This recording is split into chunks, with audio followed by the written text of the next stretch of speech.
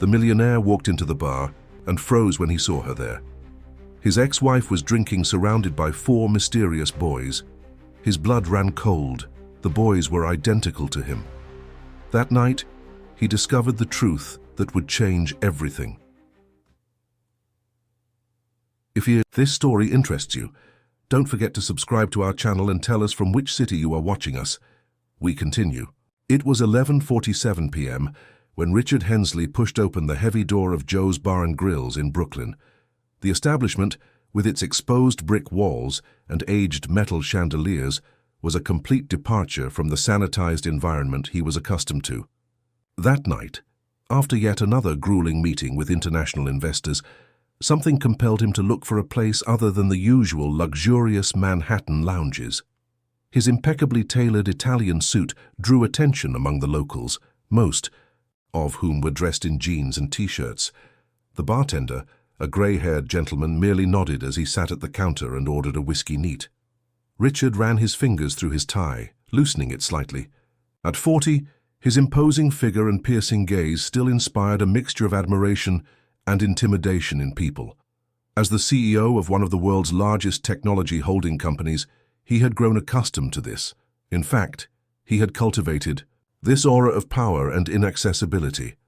The whiskey arrived, and he swirled the glass slowly, watching the amber liquid dance against the dim light of the room. His thoughts wandered to the latest billion-dollar acquisition his company had closed that afternoon. Another perfect deal, another step towards the absolute top of the international market. It was then that a childish laugh cut through the air, standing out among the buzz of conversations and the background music. Richard looked up, initially irritated by the out-of-context sound in such an adult environment. His gaze wandered around the room until he found a table at the back, partially hidden by an ancient column. The glass stopped halfway to her lips.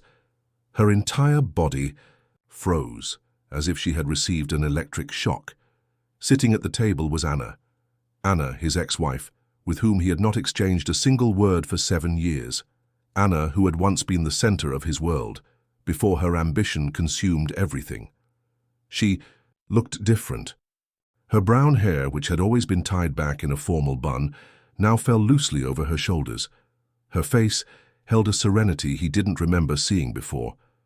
But what truly stopped him was not her presence. It was the 4 children playing around the table.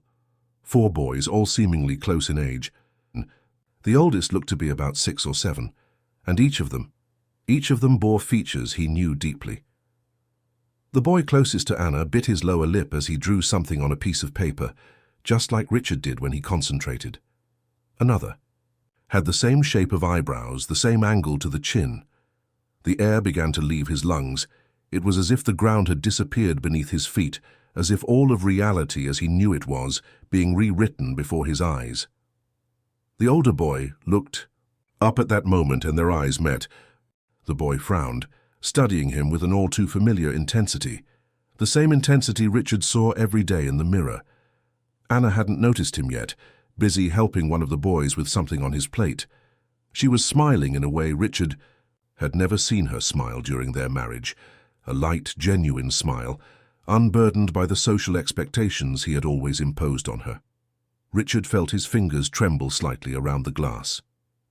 His mind, trained to process complex corporate strategies in a matter of seconds, now seemed to work in slow motion. The pieces fell into place one by one, forming a picture he could never have imagined. The timing was perfect. The physical characteristics were undeniable.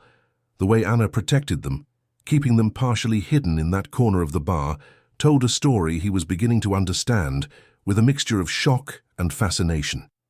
Without realizing it, Richard had risen from the bench. His body seemed to be moving on its own, as if every cell was responding to a primal call that his rational mind could not process. But before he could take a single step toward the table, the older boy whispered something in Anna's ear. She turned, and their eyes met for the first time in 7 years. The smile on her face instantly disappeared, replaced by an expression that mixed surprise and something else. Fear, perhaps. Protection? Within seconds, she was gathering things from the table, moving with a controlled urgency that broke something inside him. Richard watched, transfixed, as Anna organized the children with an efficiency that only a seasoned mother could muster. Within minutes, she had paid the bill and was leading the boys toward the exit. The youngest stumbled slightly, and she picked him up naturally without breaking the bond's step. Finally, his legs responded to his brain's command. Richard tossed a few bills on the counter and headed toward the door, keeping a respectful distance. The cool night air hit him like a slap, momentarily clearing his jumbled thoughts. Anna. And the children walked along the partially lit sidewalk. The boys chatted animatedly, seemingly oblivious to the tension that had set in. Richard followed them, noticing every detail that confirmed his suspicions. The way one of them gestured as he spoke, identical to his own gestures during corporate presentations. The erect posture of another, reminiscent of photos from his childhood. They stopped in front of an old but well-kept building. Richard hid behind a tree, feeling ridiculously out of place in his $10,000 suit, acting like a teenager. Anna punched in the entry code and the children began to climb the front steps. "Mommy, why was that man looking at us?" The childish voice reached Richard's ears clearly. "Don't worry about it, dear. Let's go upstairs. It's getting late." Anna's response was soft, but Richard heard the tremor in her voice. He waited until everyone had entered the building before. Approaching. The intercom displayed a list of residents, and there it was. A Miller, 3rd floor. She had reverted to using her maiden name. Richard picked up his cell phone and, for the first time in his life, hesitated before making a call. His fingers hovered over the keypad for a few seconds before dialing the number of Marcus, his trusted private investigator. "I need all the information on Anna Müller. Current address, occupation, medical history for the last 7 years, especially hospital records." His voice was hoarser than usual. "And Marcus, be discreet. Extremely discreet." In the days that followed, Richard delved into a silent investigation that revealed a story he could never have imagined. The reports began to come in, each one more surprising than the last. Anna had discovered she was pregnant with quadruplets weeks after their separation. She faced a high-risk pregnancy alone, refusing to seek him out. Old photos showed Anna going to doctor's appointments, always alone, her belly growing impressively. There were records of emergency hospitalizations, complications overcome, difficult decisions made without any support other than her own strength. Richard spent sleepless nights in his penthouse apartment, surrounded by papers and reports. The glass walls that had once made him feel on top of the world now seemed to suffocate him. Each new document was a stab to his ego, proof of how he had failed not only as a husband, but as a human being.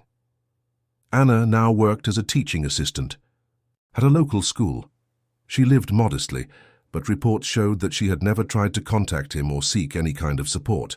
She had chosen to raise the boys away from the spotlight, shielding them from the exposure that had hurt her so much during her marriage. In his office at the holding company, Richard could no longer concentrate on the meetings. His mind kept wandering to those 4 children, his children. The word still sounded strange in his mind. How had he not noticed it before? How had he not suspected it? The answer was simple and painful, because he was too busy building his empire to notice the world around him. One of the reports included recent photos of the boys at the park. Thomas, the oldest, was leading his brothers in an elaborate game. Michael, the second, was drawing in the sand with absolute concentration.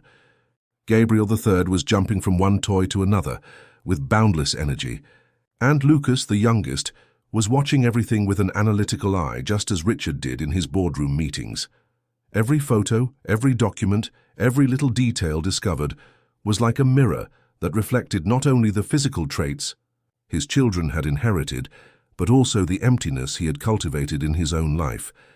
His penthouse apartment, once a source of pride, now seemed like a mausoleum dedicated to empty success. The next morning, Richard cancelled all his meetings, something he had never done in his career. His assistant, Patricia, nearly fell out of her chair when she heard the news. He needed to think, to plan his next steps, with the same care he had devoted to his corporate strategies. But for once it wasn't money or power that was at stake. It was something far more valuable. Sitting in his private penthouse office, he gazed out at the city through the floor-to-ceiling windows. New York lay beneath him as it always had, but now it looked different. Somewhere down below, 4 boys were walking to school, carrying part of his DNA, with no idea who he was. The first move needed to be cautious. Richard picked up the phone and dialed the best florist in town. After a long conversation with the floral designer, he chose an elegant but understated arrangement of white orchids, Anna's favorites from the wedding. On the card he wrote simply, "Can we talk? Ah." The flowers were delivered to the school where Anna worked. Through discreetly installed security cameras, Richard watched her receive the arrangement in her empty classroom. She stared at the orchids for a long moment, her fingers gently touching the petals. Then, with a decisive movement, she tossed the card in the trash and donated the flowers to the school reception. That first rejection hurt more than he expected, but Richard Hensley hadn't gotten to the top by giving up easily. Over the next few days, he established a completely new routine. Every morning he would park his Aston Martin a safe distance from the school and watch the children arrive with Anna. Thomas, the oldest, always carried a heavy backpack that looked like it was full of books. Michael invariably had some drawing material in his hands. Gabriel bounced around the brothers, his inexhaustible energy evident even from that distance.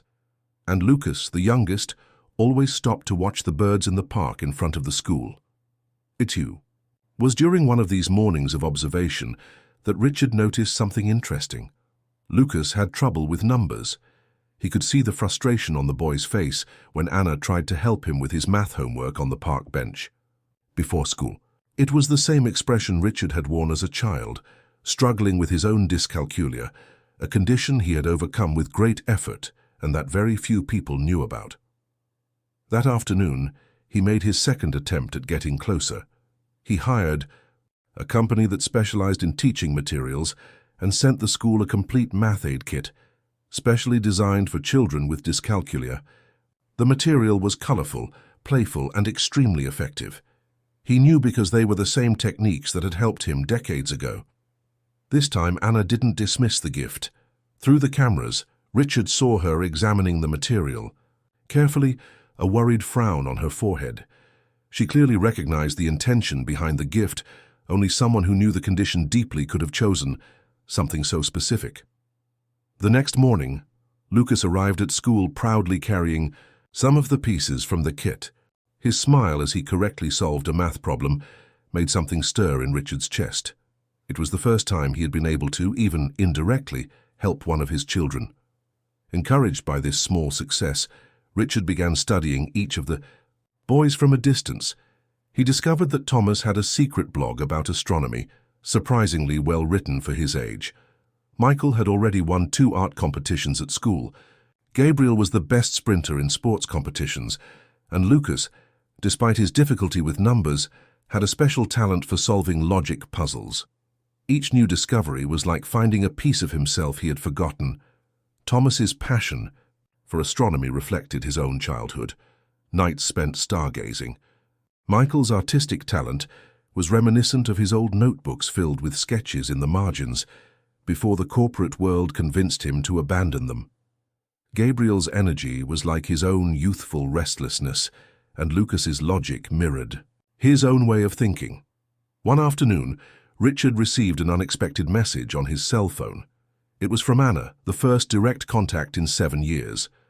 "Stop spying on us. Stop with the gifts. They don't need you now, just as they didn't need you before. Respect our choice." The words were harsh but fair. Richard realized he was repeating old patterns, trying to control the situation from a distance, using his power and money as tools. If he wanted to truly be a part of his children's lives, he would need to change his approach. He would need to do something he had never done in his adult life: be vulnerable. The morning after Anna's message, Richard made a decision that shocked the corporate world.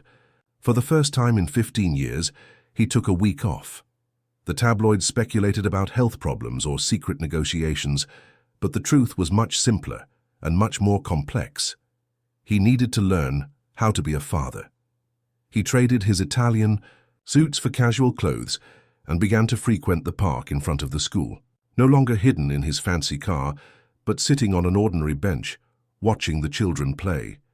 It was there that he met Andreas, a 70-year-old man who sold colorful balloons every afternoon.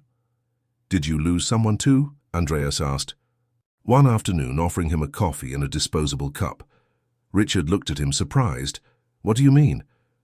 "That look you get when you look at children. It's the same look I had when I lost contact with my son. 20 years without seeing him. When we finally met again, I realized I had lost much more than time. I had lost the chance to be a father." The simplicity and depth of those words hit Richard like a punch in the gut. Andreas became a regular presence in his afternoons, offering advice. That was worth more than all the business consulting he had ever hired. "Do you know what the secret is?" Andreas said the other day, as he adjusted a star-shaped balloon. "It's not the time lost that matters. It's what you do with the time you have left." Following the old balloon salesman's advice, Richard began to change. He swapped his morning meetings for walks in the park. He learned the schedules of the boys' extracurricular activities. From afar, he cheered on Gabriel's victories in athletics, competitions, smiled at Michael's drawings displayed on the school's bulletin boards, and was proud of Lucas's medals in the logic Olympiads. One day, something unexpected happened. Thomas, the oldest, had forgotten his astronomy notebook on a park bench.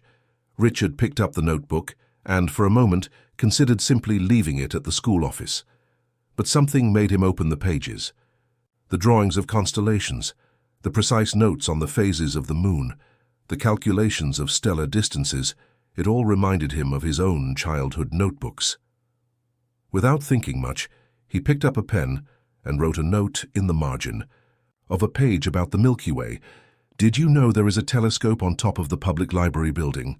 Thursdays are the best for observing. A friend of the stars."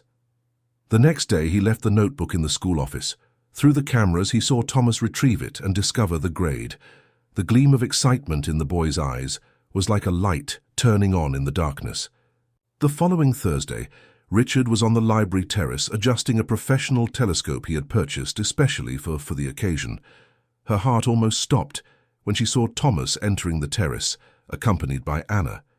She stared at him with a mixture of anger and resignation.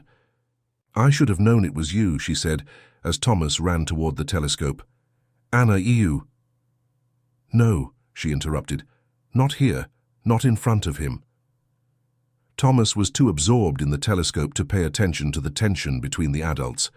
Richard approached cautiously and began to explain about the constellations visible that night. The boy absorbed every word with fascination, asking questions that demonstrated an impressive knowledge for his age. Anna watched the scene with her arms crossed, but Richard noticed that her posture was different.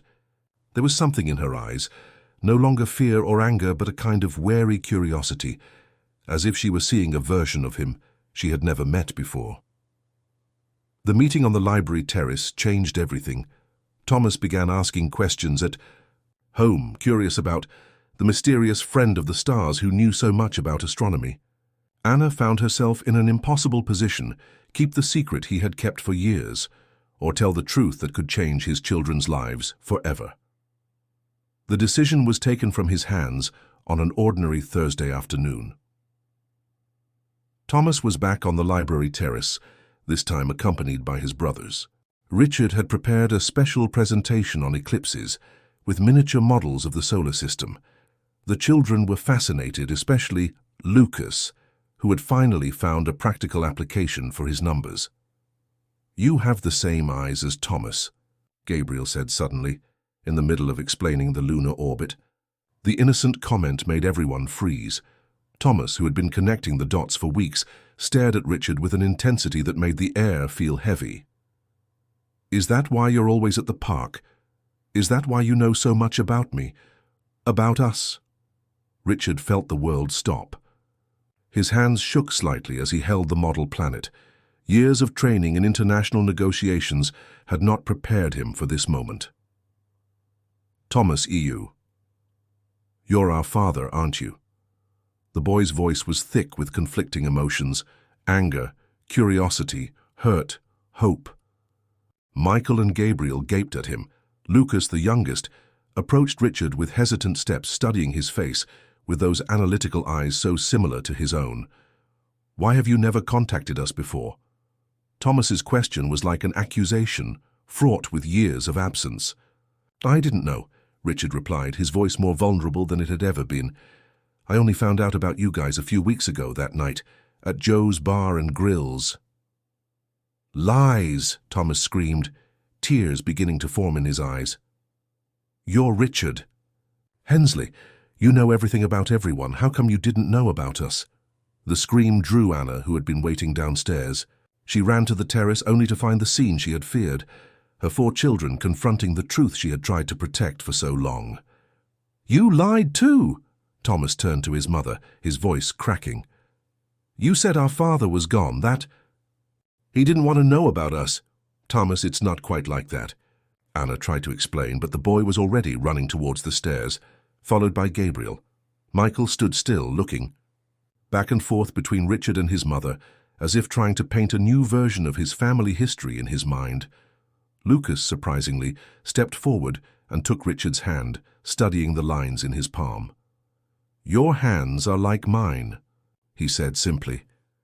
And you don't like numbers either, like me. That moment of pure connection, coming from his youngest son, hit Richard like a wave of understanding. All the power, all the money, all the corporate achievements seemed empty compared. To this simple recognition, Anna watched the scene with silent tears. Years of protection, of difficult decisions, of kept secrets, it was all falling apart in a matter of minutes.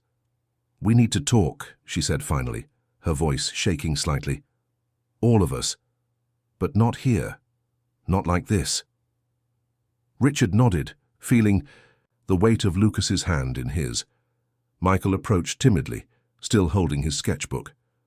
On the open pages, Richard could see sketches of faces. His faces, he realized, with a sinking heart. Michael had been drawing him and his brothers, looking for the similarities that now made so much sense. I have an apartment close by, Anna said, gathering her courage. We can talk there. We all need answers. As they descended the library stairs, Richard realized he was entering territory more challenging than any boardroom. There were no corporate strategies that could prepare someone to regain the trust of a hurt child, to explain years of absence, to rebuild a family torn apart by time and secrets. Anna's apartment was cozy, its walls covered in children's drawings and photographs. Richard took in every detail as he sat uncomfortably on the sofa in the small living room. The boys' school diplomas, medals from competitions, a shelf full of astronomy books that had clearly belonged to Thomas.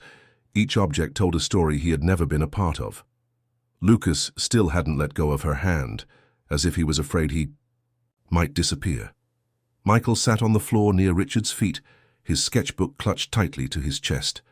Anna went to find Thomas and Gabriel, who had taken refuge in the bedroom. Why do you have a helicopter? Lucas asked suddenly, breaking the tense silence. Richard couldn't help but smile a little. To save time between meetings. But you know what? I've never seen the city as well as I did today, walking down those library stairs with you. Michael looked up from his notebook. Are you leaving again? The question hit Richard like a punch to the stomach. No, he replied with a firmness that surprised even himself. Never again. Anna returned to the room with Thomas and Gabriel. The eldest son's eyes were red, but his posture was defiant. Gabriel, always the most expressive, had tear tracks on his cheeks. I think we all deserve some explanations, Anna began, sitting down in an armchair, and we owe it mainly to you, children. Richard sat up straighter on the couch, aware of 4 pairs of eyes studying him intently. Your mother is right. You deserve to know the truth. All of it. Why didn't you come to us sooner? Thomas repeated his question from the terrace, now with more control in his voice. Because I didn't know you existed, Richard replied, looking his son straight in the eye. And that's not an excuse. It's a shame. I was so busy building an empire. that I didn't realize the real treasure I had left behind. Anna took a deep breath before speaking. When your father and I separated, I had just found out I was pregnant, but not with one child, with 4. She smiled sadly. It was a shock to me too. Why didn't you tell him? Gabriel asked, his voice small. Anna closed her eyes for a moment, reliving old pains. Because I was afraid of not being believed, of being seen as someone who was trying to take advantage of the situation. The press had already been cruel to me during our marriage, calling me a gold digger, saying that I wasn't sophisticated enough for his world. Richard felt a wave of guilt as he remembered how he had never publicly defended her against these accusations, too concerned with his corporate image. But mostly, Anna continued, because I wanted to protect you. I wanted them to grow up away from the spotlight, the expectations, the pressure that I myself couldn't handle. What now? Lucas asked, his voice carrying a wisdom beyond his years. What happens now? Richard looked at each of his children in turn, then at Anna. Now, if you'll allow me, I'd like to try to be a part of your lives, not as the CEO of the holding company, not as the man from the newspapers, but just as father. The word still sounded strange on his lips, but also incredibly right. Can you teach me more about the stars? Thomas asked after a long silence, his voice a little less hostile. Sure, Richard replied, feeling hope rise in his chest, and we can build our own telescope if you want. I can draw the design, Michael enthused, opening his notebook. I'll help. With the math, Lucas offered, for the first time sounding excited about numbers. Gabriel, still hesitant, moved a little closer. Can I show you my race medals? Richard felt something warm run down his face and realized with surprise that he was crying. He who had not cried since childhood, who had built a reputation for coolness and rationality, now let the tears fall freely in front of his newfound family. The following weeks brought changes that no one could have predicted.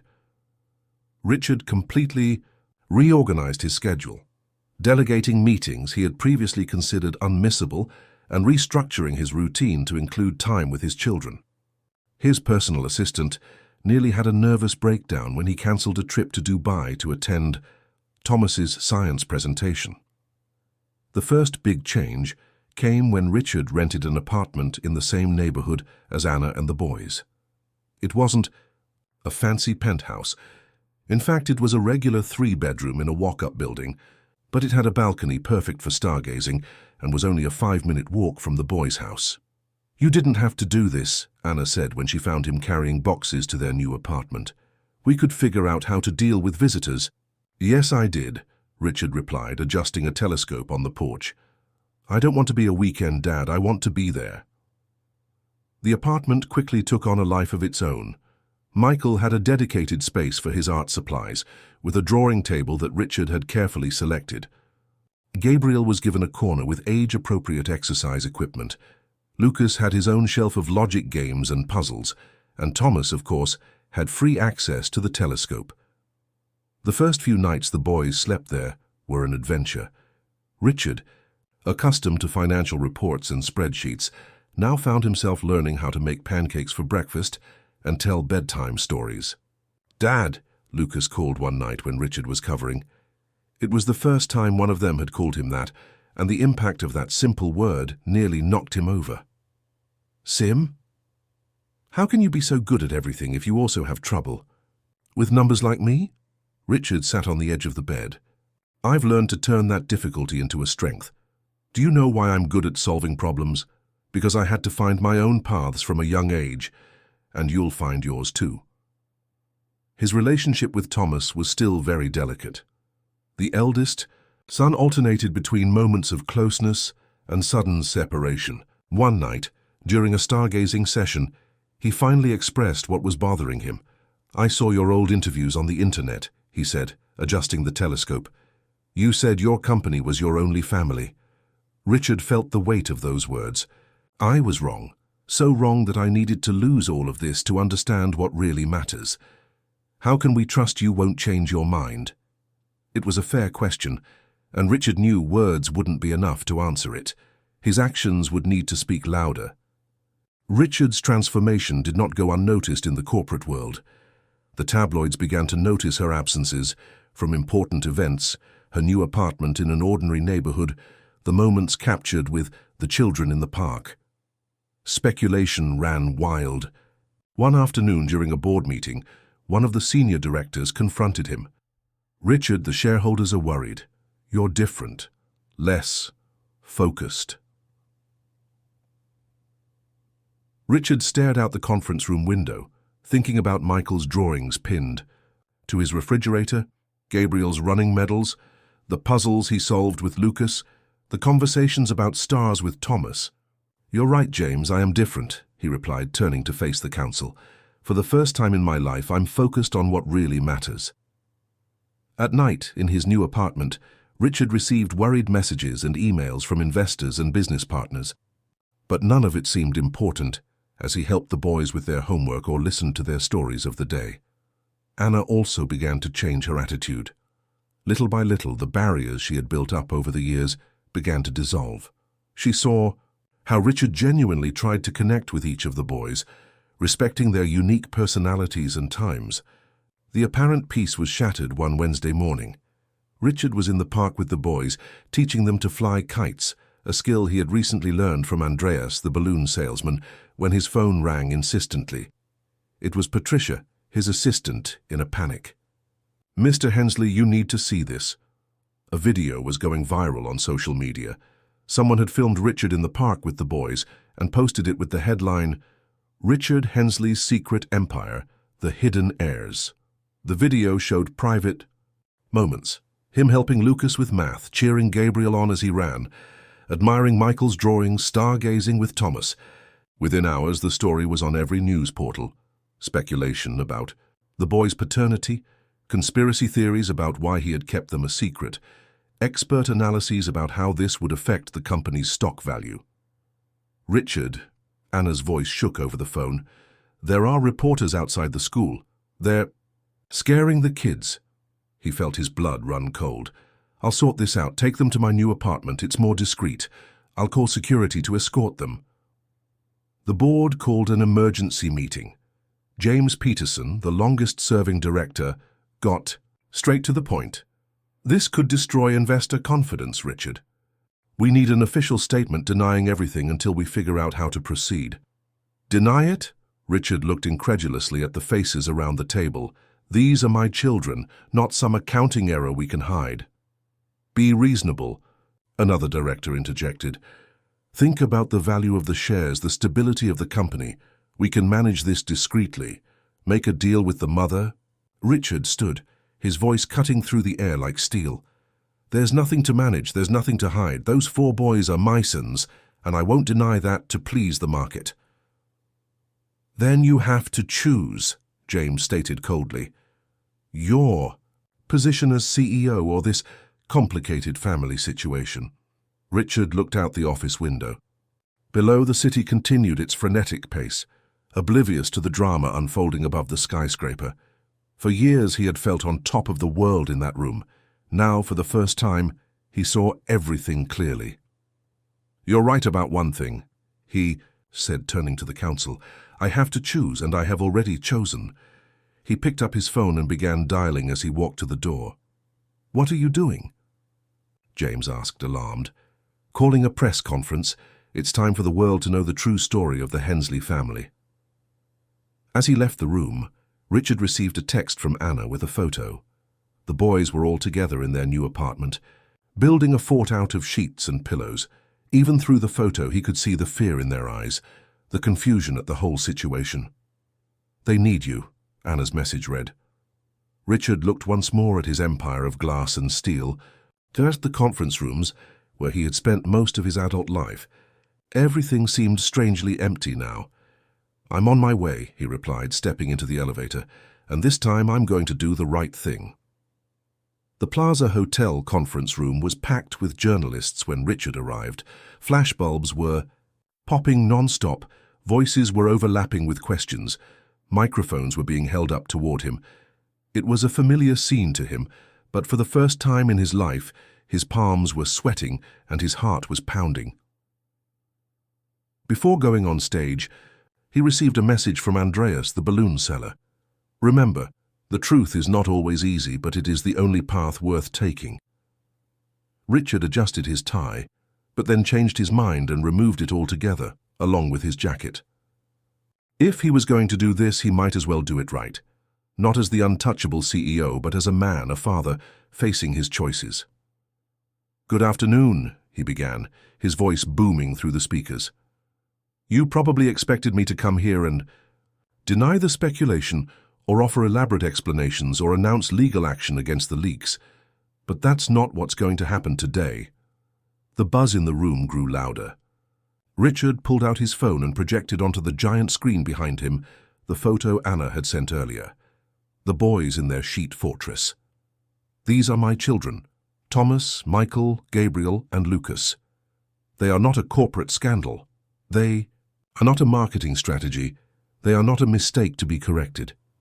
They are the best part of me that I never knew existed." The silence in the room was palpable. Richard continued, "For years I built my identity around business success. I measured my worth in stocks, contracts, and acquisitions.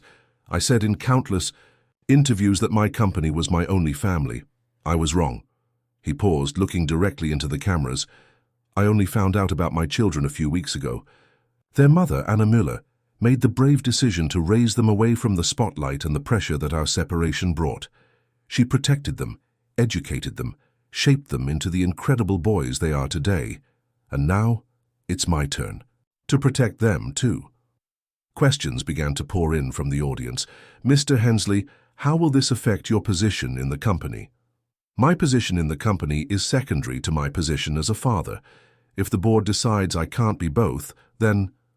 "The choice is clear. There are plenty of CEOs in the world, but these boys only have one father. Are you confirming that you will leave the presidency of the holding company?" Richard smiled, a different smile than the one he usually wore in his corporate photos. "I'm confirming that for the first time in my life I have clarity about my priorities. If that means stepping down as chairman, so be it. But first I have a proposal to present to the board." He motioned to his team, and new slides appeared on the screen. "During these weeks of living with my children, I learned more about leadership than in 20 years of meetings.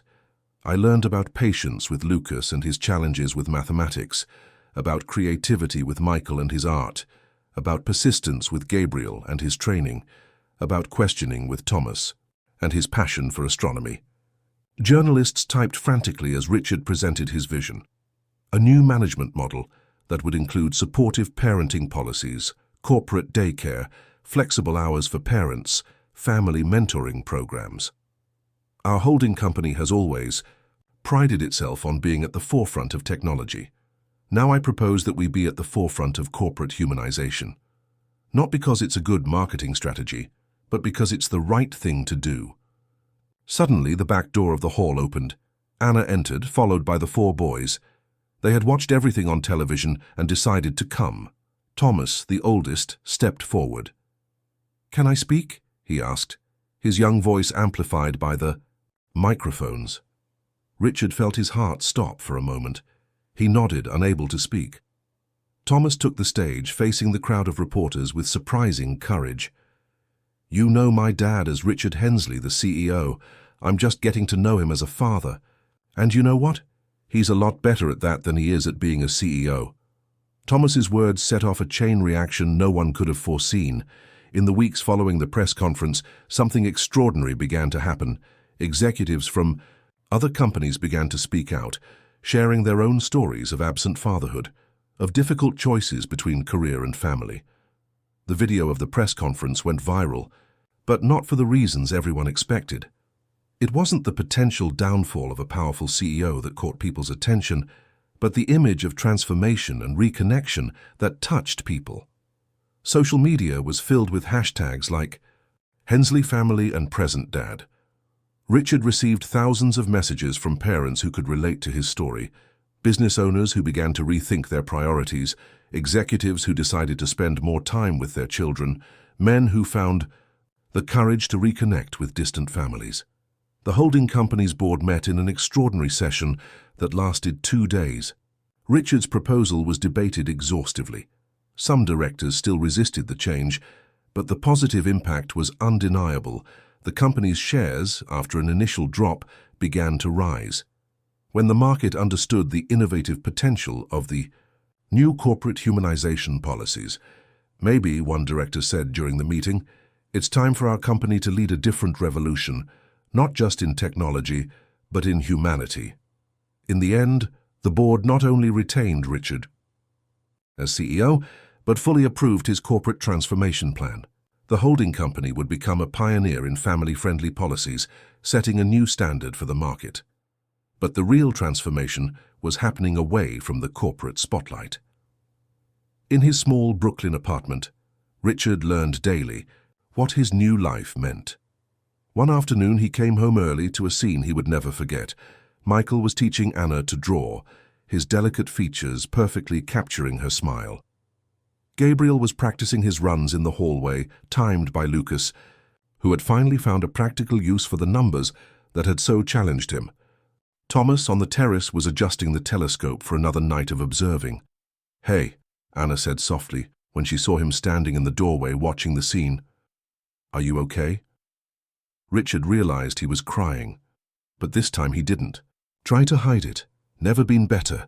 "Dad," Gabriel shouted, running up to him, "I broke my record today, and I managed to time him without getting it wrong once," Lucas added proudly. "Come see what I drew," Michael called, showing his notebook. Thomas appeared at the terrace door. "Visibility is perfect today. We will be able to see Jupiter." Richard looked at Anna, who was smiling with tears in her eyes. It wasn't just him who was changing. It was all of them growing together, learning to be a family. "Mr. Hensley?" The voice of Patricia, his assistant, sounded on his cell phone. "The president of a multinational company wants to talk about implementing policies similar to ours, and he has a queue of interviews waiting for a response." "Tell them not today," Richard replied, hanging up his cell phone. "Tonight is Jupiter watching night with my family." Andreas, who was passing by selling his balloons on the street, saw the scene through his window and smiled. The most important transformations he knew didn't happen in boardrooms or newspaper headlines, but in simple moments like this. A father learning the language of love from his children, a family rebuilding bridges that seemed lost forever. Changes in the Hensleys' lives continued to unfold in unexpected ways. Anna received an invitation to coordinate an innovative educational project in Boston, an opportunity she had dreamed of for years but never had the courage to accept. The news brought up new questions and challenges for the newly reunited family. "This is the chance of a lifetime," Richard said when Anna showed him the email invitation as they sat on the balcony of their apartment after the kids were asleep. "You've always wanted to work in experiential education. But what about the boys? We've just settled in here. They're finally adjusting to all of this." Anna gestured vaguely, indicating the new family dynamic they had built. Richard was silent for a moment, watching the city lights. His old self would have seen this as a problem to be solved with money and power. Now he understood that some situations required something much more valuable, adaptation and compromise. "What if I go with you?" he suggested, surprising even himself with the naturalness of the proposal. Anna looked at him in astonishment. "Your company? It can be run from anywhere." "In fact, I was already thinking about opening a branch on the East Coast. Boston has an impressive technology hub." Talking to the children about the possible move revealed mixed reactions. Thomas, initially resistant, changed his mind when he discovered that Boston had one of the best astronomical observatories in the country. Michael was excited about art museums. Gabriel researched local high school track and field teams. Lucas, ever analytical, created a list of pros and cons that surprised everyone with its depth. "But are you really going with us?" Thomas asked Richard, a hint of uncertainty in his voice. "Won't it be like before?" Richard knelt in front of his son. "No, it won't be like before, because now I know what really matters. We can even set up our own observatory in the new house." The news of the Hensley family's move to Boston was a bombshell in the corporate world. Once again, Richard surprised everyone with his approach. Instead of simply announcing a business expansion, he introduced a pilot project for corporate decentralization. The future of work is not tied to addresses or offices, he told an investor meeting. It's about flexibility, about adaptation, about the balance between work and personal life. The search for a new home in Boston became a family project. Each member had his or her own requirements. Thomas wanted a terrace for his telescope, Michael needed a space for art, Gabriel dreamed of a backyard for practicing, and Lucas insisted on a quiet place for his puzzles. They found an old house in Cambridge with a back garden and a tower that could be converted into an observatory. The place needed renovations, but that just added another adventure to the family's journey. "We can draw together what each room will look like," Michael suggested, already preparing his art supplies. "And I can calculate how much material will—" "Tanihida," Lucas offered, surprising everyone with his new interest in practical mathematics. During his visits to Boston to prepare for the move, Richard discovered something that would change the family dynamic even further. There was a special school near their new home that focused on children with different learning styles. The program seemed tailored to the unique needs of each of the boys. "It's not just a school," the director explained during the visit. "It's a space where every child can develop their natural talents without feeling pressured to fit into a single mold." Anna, watching how each of the boys was interested in different aspects of school, felt tears in her eyes. This is exactly what I always dreamed for them. The move was planned to coincide with the start of the school year. As they packed their things in their Brooklyn apartment, each object brought back memories of the past few months, the first drawings. Michael had hung on the refrigerator, Gabriel's trophies, Lucas's puzzles scattered across the table, the first telescope Thomas and Richard had built together. On their last night in Brooklyn, the family hosted a special farewell dinner. Andreas, the balloon salesman, was the guest of honor. He arrived carrying not only his traditional colorful balloons but also a special gift for each child. For Thomas, an antique compass. "Because sometimes we need to get lost to find our true north," he said, handing over a carved wooden box. For Michael, these watercolors that belonged to my wife. She was also an artist and said that colors are the language of the heart. "Gabriel, this stopwatch has been my companion in many races. It still works perfectly, like your determination." "And Lucas," Andreas smiled, handing over a different Rubik's Cube. "This one is special. Each face tells a story when you solve it. It's like life. Sometimes we need to look at problems from different angles." Richard watched the scene, remembering the first time he had met Andreas in the park. The old balloon salesman had been his first real teacher about fatherhood, even without knowing it. "You know," Andreas said quietly to Richard as the children explored their presents, "when I lost touch with my son, I thought I had lost my chance to make a difference in someone's life. But life has a funny way of surprising us." Anna approached, carrying a tray of hot chocolate. "You did so much more than sell balloons, Andreas. You helped us rebuild our family." The move to Boston happened gradually, like a sunrise. The old house in Cambridge came alive with the laughter of children, renovation projects, and shared dreams. Richard personally supervised the work on the observatory, learning from Thomas about observing angles and astronomical equipment. The holding company's Boston office was set up with a completely new approach. There were no individual offices, just collaborative spaces and common areas. A daycare center occupied the ground floor, and flexible hours were the norm, not the exception. "It's strange," Anna said one evening as they watched the boys play in the garden of their new house. "A few months ago I was so afraid they would find out about you. Now I can't imagine our life any other way." Richard took her hand, a gesture that was becoming second nature.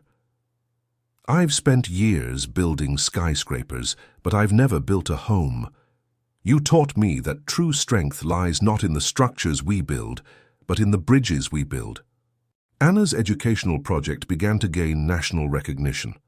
Her innovative approach, which incorporated elements of her family's unique experience, was changing the way other schools viewed and personalized education. The children flourished in their new surroundings. Thomas started an astronomy club at school. Michael had his first painting selected for a student exhibition.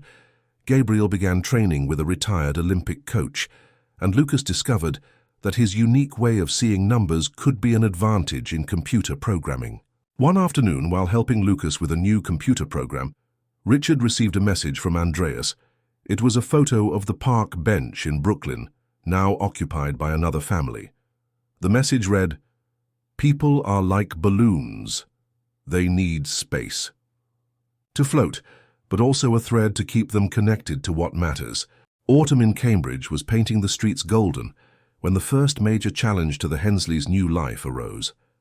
One of the holding company's most conservative shareholders, Victor Sterling, began an aggressive campaign against the changes Richard had implemented. In interviews and meetings, he questioned not only the new corporate policies, but also Richard's ability to lead the company while playing the happy family. The pressure mounted when Sterling hired a private investigator to dig into Anna's past. His goal was to prove that she had planned everything, from the beginning, the pregnancy, the secrecy, the reconciliation, as part of an elaborate financial scam. Richard found out about the investigation through Patricia, his loyal assistant, who continued to be his eyes and ears in the corporate world. "They're interviewing her former co-workers, her former neighbors, even her doctors," Patricia warned. The news hit the family like a tornado. Anna, who was finally beginning to feel secure in her new life, found her old fears resurfacing. "That's exactly why I kept it a secret," she said, her hands shaking as she prepared dinner. "I knew they would paint me as an opportunist." The children began to feel the effects too. At school, Thomas heard other students talking about the news circulating on the internet. Michael retreated into his world of drawings, creating increasingly dark images. Gabriel began skipping practice, and Lucas developed a new obsession with repeatedly checking the locks on doors and windows. One night, after putting the boys to bed, Richard found Anna in the study organizing an old box of documents. "What's this?" he asked. "Evidence," she replied, holding up a stack of yellowed papers. "Every doctor's appointment I made on my own, every decision I made to protect them, every penny I earned and spent. I kept it all, even though I didn't want to use it. I knew that one day my honesty might be questioned." Richard sat beside her, looking through the papers. There were receipts from doctor's appointments, bank statements, showing her modest salary as a teacher, letters of recommendation from former employers. But what caught his attention most was a diary in which Anna had recorded every important moment of the boy's development. October 2018. Thomas said his first word. Star. December 2018. Michael began drawing recognizable shapes. January 2019. Gabriel took his first steps, running of course. March 2019. Lucas completed his first jigsaw puzzle by himself. Each page was a testament to love, dedication, and sacrifice. Richard felt his chest tighten as he realized how many moments he had lost, but also how much Anna had preserved. Through her words, "We won't let them destroy this," he said, carefully closing the diary, "but we won't fight with the same weapons they do either." The next day, Richard called a special meeting of the council. But instead of presenting defense strategies or legal counterattacks, he brought something different. Stories. Stories of employees who, thanks to new company policies, were able to attend their children's first day of school. Of executives who no longer had to choose between career and motherhood. Of parents who rediscovered the meaning of family. "Our company is not weaker because we have become more human," he said. "On the contrary, our productivity rates have increased by 34% since we implemented family flexibility policies. Turnover has dropped by half. Employee satisfaction ratings are at an all-time high." Then, in a move that surprised everyone, Richard invited Anna to speak to the board. She entered the video conference room carrying not her defense documents, but photos of the boys. Anna began by showing a recent photo of the 4 boys in the garden of their new home. In the image, they smiled with a naturalness that no amount of staged work could ever replicate. "These are the true heirs to the Hensley legacy," she said, her voice firm. "Not for the name or the money, but for the values they are learning now." She went on to share stories of her years raising the boys alone. Not as a victim or a heroine, but as a mother who did what she believed was best for her children.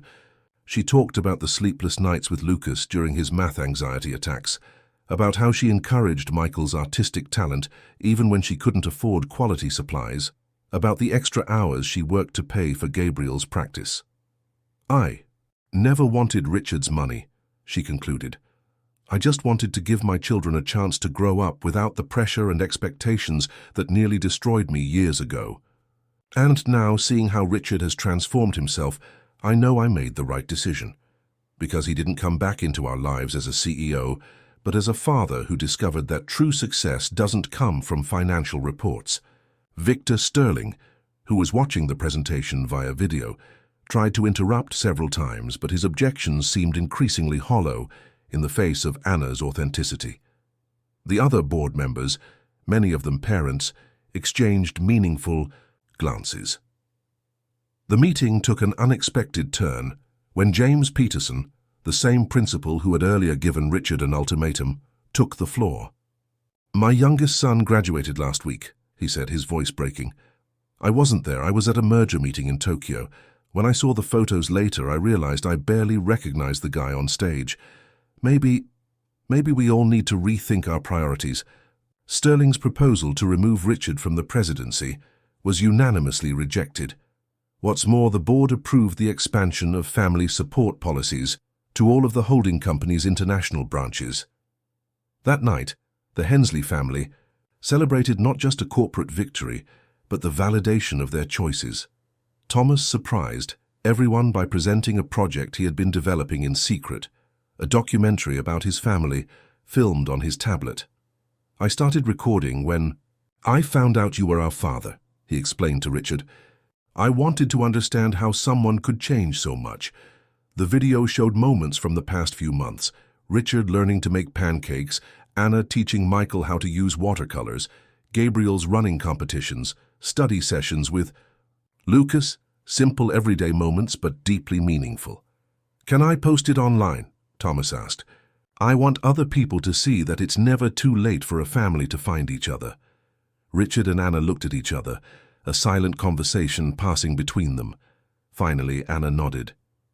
"Yes, but on one condition: that it be our true story. Not the one people expect to see, but the one we live." "With mistakes and successes?" Lucas asked. "With mistakes and successes," Richard confirmed, "because that's how real families are built." Michael picked up his colored pencils. "Can I do the illustrations for the video? And I can choose the music?" Gabriel enthused. "I'll help with the editing," Lucas offered, already planning how to organize the price. As the boys excitedly discussed the details of the project, Richard realized that this was his true heritage, not the buildings he had built or the companies he had run, but these moments of co-creation, of mutual support, of unconditional love. Thomas's documentary, titled Rediscovery, went viral on social media within days.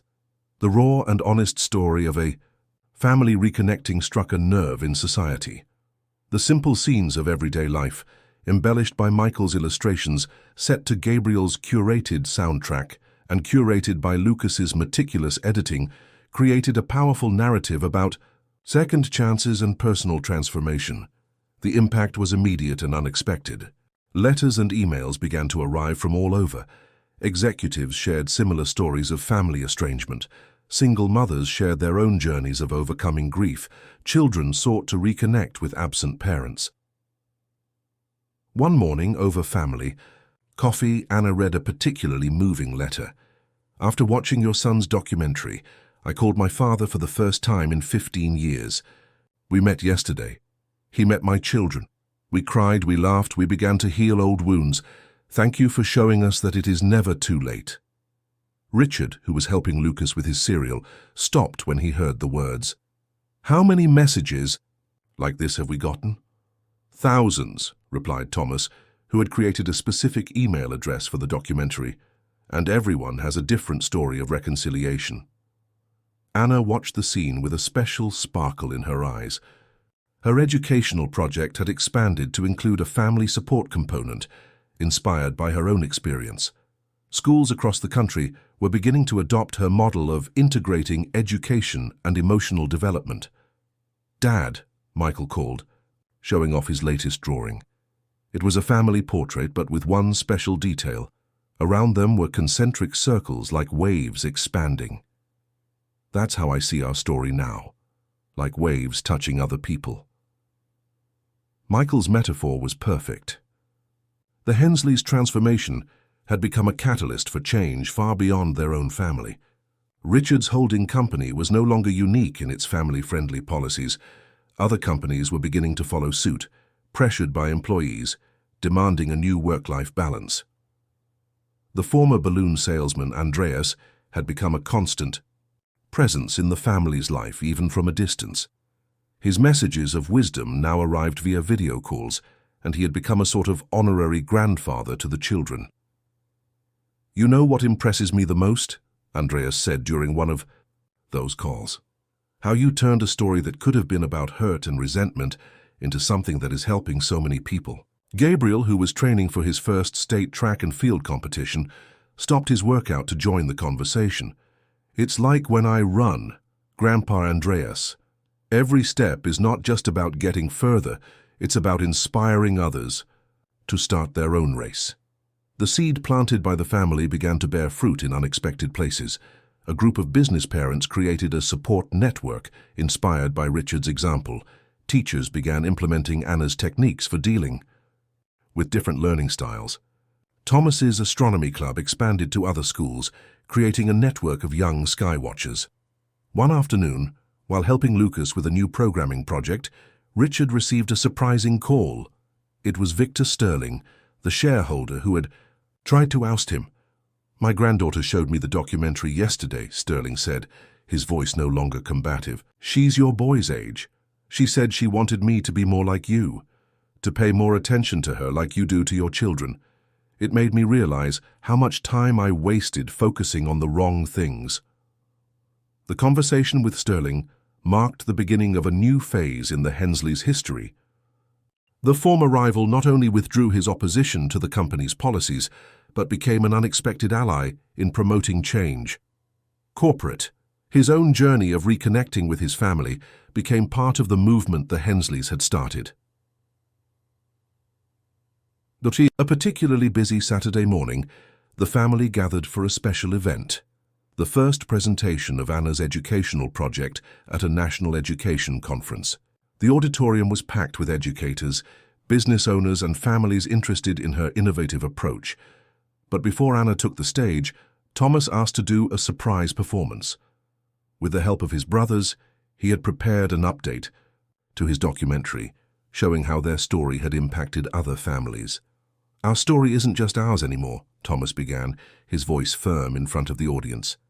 "It belongs to everyone who found the courage to start over, to forgive, to try again."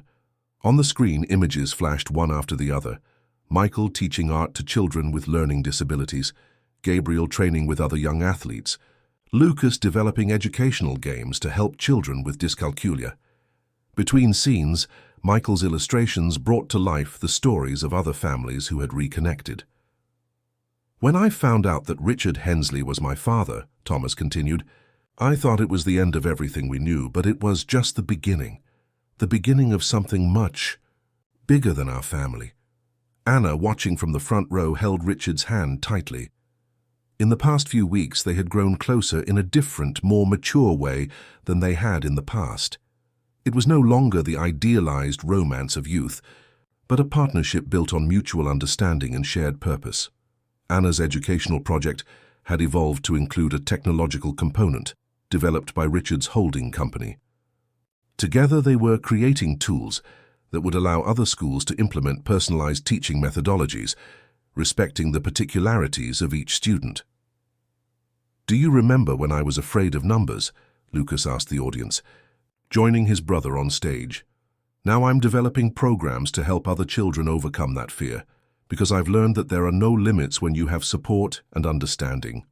Gabriel brought his most recent medals, not to show them off, but to show how each achievement had been a joint family effort. "Every time I run, I take with me the strength of my mother, who never gave up on us, and the transformation of my father who learned that true victories are not measured in trophies. Michael, normally shy about public presentations, surprised everyone by revealing his newest series of illustrations. Family portraits in different moments of reconnection, capturing the raw and true emotion of these encounters. By the end of the presentation, there was not a dry eye in the audience. Anna took the stage for her talk, but first she hugged each of her children. You are living proof that education goes far beyond books and grades. It's about growing, evolving, and most importantly, learning to love.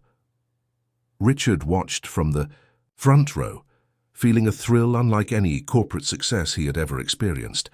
His phone buzzed with a text from Andreas. See, sometimes we have to lose ourselves completely to truly find ourselves. A year had passed since that night at Joe's Bar and Grills. The house in Cambridge now pulsed with a life that went beyond its physical walls. The rooftop observatory, Thomas and Richard's shared dream, was finally complete. Michael's art studio was bursting with color and creativity. The backyard, a running track where Gabriel trained, had become a hangout for young athletes in the neighborhood. Lucas's coding corner now housed several computers where he developed his educational games. On a special autumn afternoon, the family gathered to celebrate multiple milestones. The one-year anniversary of Thomas's documentary, which now had more than 10 million views. The official launch of Anna's educational program in schools across the country, and news that no one expected. I bought Joe's Bar and Grills, Richard announced over dinner. Anna nearly choked on her juice. You did what? Not to change it, he explained quickly, but to preserve it exactly as it is. That place, and that's where our story began again. It deserves to continue being a space where other stories can happen. The bar had become a pilgrimage site for families seeking reconnection. People traveled from far and wide to sit at the same table Anna and the children had sat at that fateful night. The old bartender who still worked there now had too many stories to tell. But that's not the only news, Richard continued, looking at Anna with a nervous smile. We wanted to ask you something. The children stopped eating, attentive. Anna was also smiling, a soft blush on her cheeks. Your mother and I are thinking of getting married again, Richard said, but only if you agree. The silence that followed lasted only a second, before Gabriel burst out in joy. Finally. You guys took your time, Lucas commented, ever analytical. I figured this would happen 3 months ago. Michael was already opening his sketchbook. Can I make the invitations? Thomas, however, remained quiet for a moment. Everyone looked at him, waiting for his reaction. The eldest son, who had been the most resistant at first, now carried wisdom beyond his years. You're not going to disappear again, are you? He asked Richard, his voice serious. Richard stood up and walked over to his son. Thomas, remember what you taught me about stars, how some seem to disappear but are actually always there even though we can't see them. I'll never disappear again, because now I know that the real universe that matters is right here, in this room. Thomas smiled and hugged his father, a hug that said more than words. News of the remarriage spread quickly. But unlike the first time, when everything had been surrounded by corporate pomp and circumstance, this time they planned something different. The ceremony would be in the garden of the house, with the observatory as the backdrop. Andreas would be the best man, carrying not only balloons, but years of wisdom and affection. Do you know what's most amazing? Anna commented, as the boys excitedly discussed the details of the party.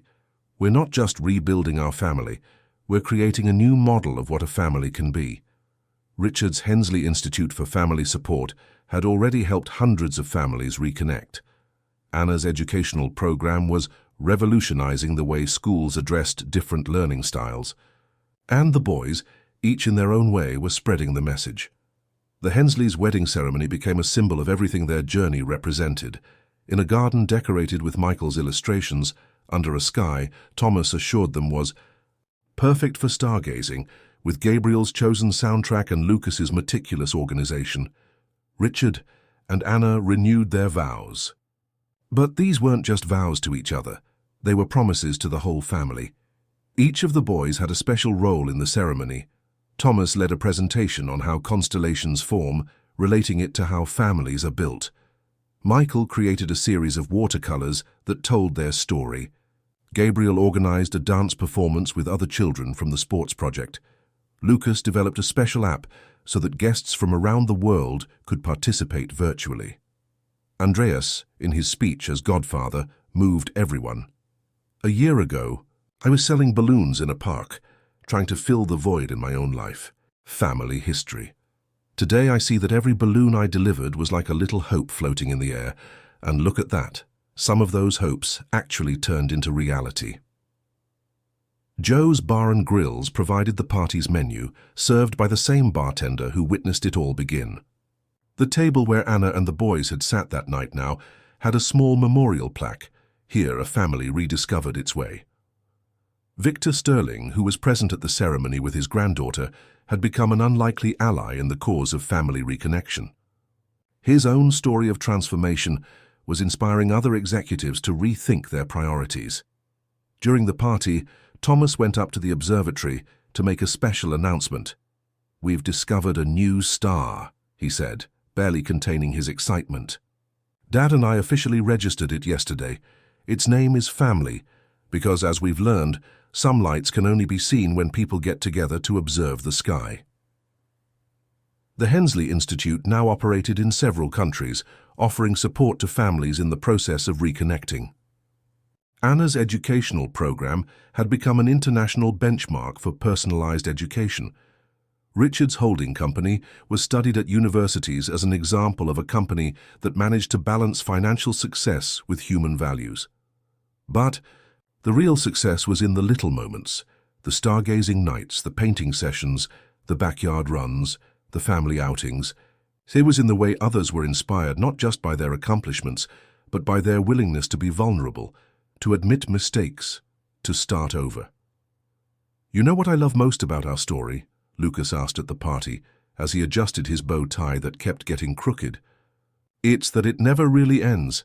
It's like my computer programs. There's always a new update, a way to get better." Michael agreed, adding color to a drawing he made of the party. "It's like my paintings. Each layer reveals something new, even when you think it's done." "Like a race with no finish line," Gabriel philosophized, for the first time seeming to appreciate the idea of a never-ending journey. "Or like the universe," Thomas finished, looking at the sky through the telescope. "Always expanding, always surprising us with new discoveries." Richard and Anna danced beneath the stars, surrounded by the love they had rebuilt and multiplied. It wasn't a happy ending. It was a new